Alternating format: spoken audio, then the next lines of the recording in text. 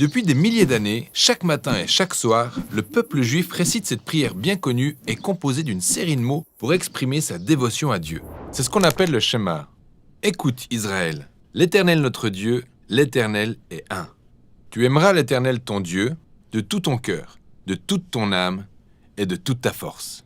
On va étudier le troisième mot-clé de cette prière et voir comment le peuple d'Israël était appelé à aimer son Dieu. Et ça veut dire quoi en fait ? Aimer est un mot très répandu dans la plupart des langues, et l'hébreu ancien ne déroge pas à la règle. On le prononce ahava. Il s'agit essentiellement du type d'affection ou d'attention qu'on manifeste à l'égard d'une autre personne. Ça traduit parfois l'attirance physique, à l'instar du type d'amour que le roi perse éprouvait pour la reine Esther. Mais il y a aussi d'autres mots hébreux qui décrivent plus précisément le désir physique ou sexuel. Ahava revêt un sens plus large. Ainsi, Abraham éprouvait de l'ahava pour son fils Isaac. Il s'agit de l'amour parental. Jonathan a manifesté de l'ahava pour son ami David. Ça, c'est l'amour fraternel. En fait, un groupe de personnes peut avoir de l'ahava pour leurs dirigeants, un peu comme ce que les Israélites ont manifesté pour le roi David. Ahava peut aussi traduire le sentiment de loyauté que les alliés politiques ont l'un envers l'autre. C'est ce que Hiram, roi de Tyr, a eu envers David. À cause des excellents rapports qu'ils ont entretenus, Hiram a proposé son aide à Salomon, fils de David, pour bâtir le temple. Ces différents types d'affection sont traduits par un seul mot, ahava. Et c'est important de le savoir car ça nous permet de comprendre l'ahava de Dieu dans l'Ancien Testament. Donc, dans Deutéronome, Moïse a dit aux Israélites que l'Éternel s'est attaché à vous, il vous a choisi à cause de son ahava pour vous. Ainsi, Dieu ne manifeste pas d'amour envers les Israélites parce que ces derniers le méritent, mais tout simplement parce que ça émane de sa nature même. Il aime parce qu'il aime. Raison pour laquelle Jérémie peut déclarer que l'amour de Dieu est éternel. Il n'a pas de fin parce qu'il n'a pas de commencement. L'amour de Dieu est un facteur éternel de l'univers. L'amour de Dieu n'est pas un devoir, mais un sentiment authentique et une affection que Dieu ressent.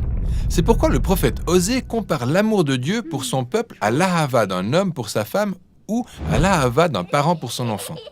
C'est un des sentiments les plus forts que Dieu éprouve. Ça ne veut pas pour autant dire que l'amour de Dieu se résume à un sentiment, il se traduit aussi par des actes.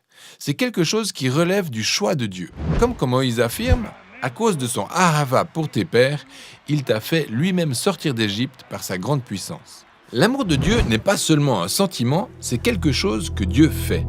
Alors, dans le schéma, Israël doit répondre à l'ahava de Dieu en lui démontrant de l'ahava en retour.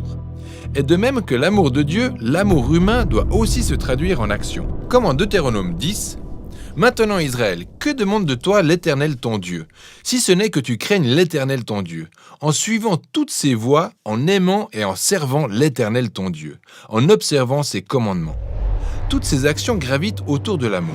Si je ne m'y conforme pas, je prouve qu'en réalité, je n'aime Dieu qu'en parole, ce qui conduit à une dernière chose. Dans l'Ancien Testament, la preuve que j'aime Dieu se traduit par la façon dont je traite mes semblables.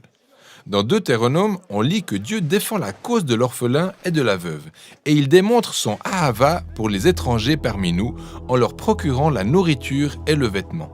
De même, on doit faire preuve d'ahava envers des étrangers. On doit imiter l'ahava de Dieu en le témoignant aux autres. C'est l'idée contenue implicitement dans la fameuse phrase « Ahava ton prochain comme toi-même ». Et au final, tout cela est enraciné dans l'ahava éternel de Dieu.